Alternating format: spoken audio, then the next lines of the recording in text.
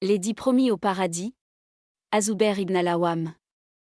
Notre histoire islamique est remplie de grands noms et de personnalités exceptionnelles. Mais il existe un seul titre véritablement unique en son genre, que le prophète Mohammed, paix et bénédiction sur lui, n'a accordé qu'à une seule personne. Aujourd'hui, notre histoire porte sur celui qui a reçu ce titre, Az-Zubair ibn al-Awwam, connu comme le disciple dévoué du messager de Dieu. Imaginez simplement ce que signifie être le disciple. Ces mots viennent directement du prophète lui-même. Chaque prophète a un disciple et mon disciple est Az-Zubair. Ce n'est pas un simple éloge ou une flatterie, non, c'est une distinction exceptionnelle, une médaille d'honneur qui a façonné toute l'identité d'Az-Zubair et défini sa place. Ce titre est précisément la clé qui nous ouvre les portes d'une histoire extraordinaire. Une histoire faite de foi, de courage et de loyauté, une loyauté inébranlable. On peut alors se poser une question. Que signifie disciple, Hawari? Ce mot a une signification très profonde. Il désigne le partisan, l'ami sincère, la personne très proche en qui l'on a une confiance absolue. Et c'est exactement l'essence de la personnalité d'Az-Zubair. Il n'était pas simplement un compagnon parmi d'autres, il faisait partie du cercle le plus proche du prophète, de l'élite. Revenons au début. Comment cette relation particulière a-t-elle commencé? Tout commence à la Mecque, avec un jeune homme issu d'une noble lignée de Quraïch. Mais l'essentiel n'est pas seulement sa parenté avec le prophète, c'est surtout qu'il fut parmi les tout premiers à croire au message. Az-Zubair embrassa l'islam alors qu'il n'était encore qu'un adolescent. Mais cette foi eut un prix très élevé. Il subit des tortures et des persécutions qu'une montagne elle-même ne pourrait supporter. Imaginez, son propre oncle l'enveloppait dans une matte et allumait un feu autour de lui pour l'étouffer avec la fumée. Pourquoi? Pour le forcer à renoncer à sa religion.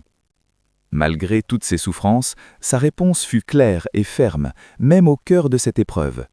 Par Dieu, je ne retournerai jamais à la mécréance. Pensez-y un instant, un enfant disant cela sous la torture. Ce n'était pas simplement une phrase, mais une déclaration précoce d'une foi et d'une détermination qui l'accompagnerait toute sa vie.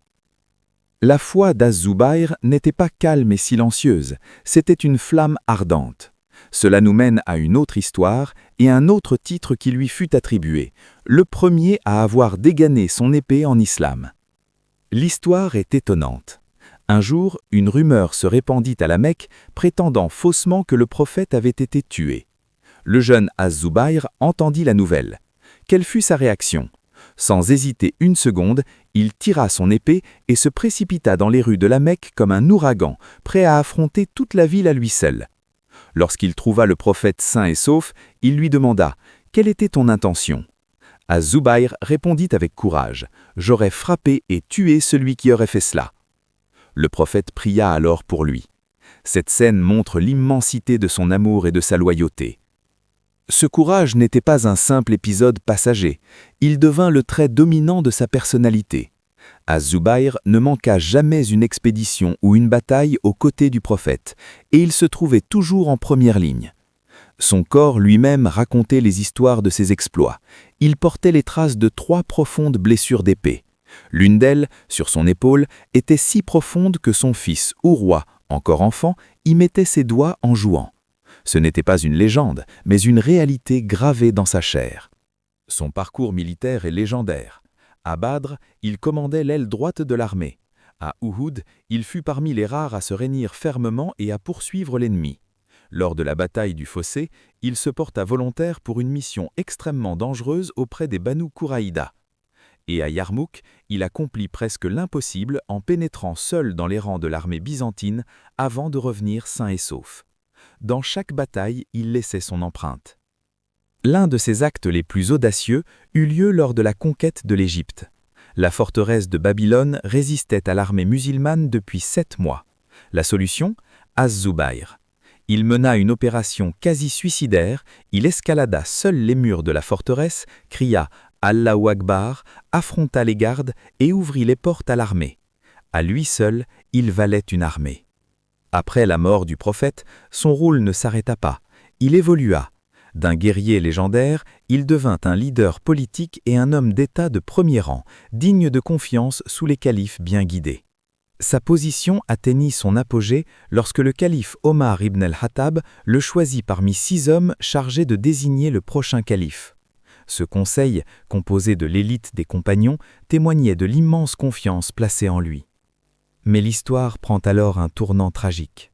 La période de la grande discorde fut une épreuve difficile pour tous les compagnons, et Az-Zubayr n'y échappa pas.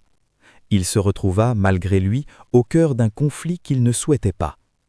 Le jour de la bataille du Camel, une rencontre décisive eut lieu entre lui et Ali ibn Abi Talib. À ce moment, Ali lui rappela une parole ancienne du prophète. « Ô Zubayr, tu combattras Ali, mais tu seras dans l'injustice. » La réaction d'Az-Zubayr fut immédiate. Dès qu'il entendit ces mots, tout fut clair pour lui. Il regarda Ali et dit « Oui, je m'en rappelle maintenant. Par Dieu, je ne te combattrai pas. » À cet instant, sa loyauté n'était pas pour un camp, mais pour la parole du prophète. Il quitta immédiatement le champ de bataille, choisissant sa conscience plutôt que la guerre. Ce choix révélait la profondeur de sa foi. Mais le chemin qu'il emprunta était dangereux. Alors qu'il se retirait, un homme nommé Amr ibn Jourmouz le suivit. Dans un lieu nommé Wadi as-Siba, Az-Zubayr s'arrêta pour prier. C'est à ce moment qu'il fut trahisseusement assassiné. Ce fut une fin douloureuse et tragique pour un homme qui avait vécu toute sa vie comme un noble chevalier. Lorsque la nouvelle parvint à Ali, sa colère fut immense. Il déclara sans hésiter « Annonce à l'assassin du fils de Safiya le feu de l'enfer ». Dans ce moment difficile, les liens de foi et de fraternité prirent le dessus sur les divergences politiques. Quand on apporta l'épée d'Az-Zubayr à Ali, il la prit, pleura et dit « Combien de fois cette épée a-t-elle soulagé le messager de Dieu ?» Au final, ce qui resta n'était pas le souvenir des conflits, mais celui du héros, le héros dont l'épée défendit le prophète. Et ce fut le dernier témoignage, les témoignages qui résument toute une vie, la vie du disciple du messager de Dieu.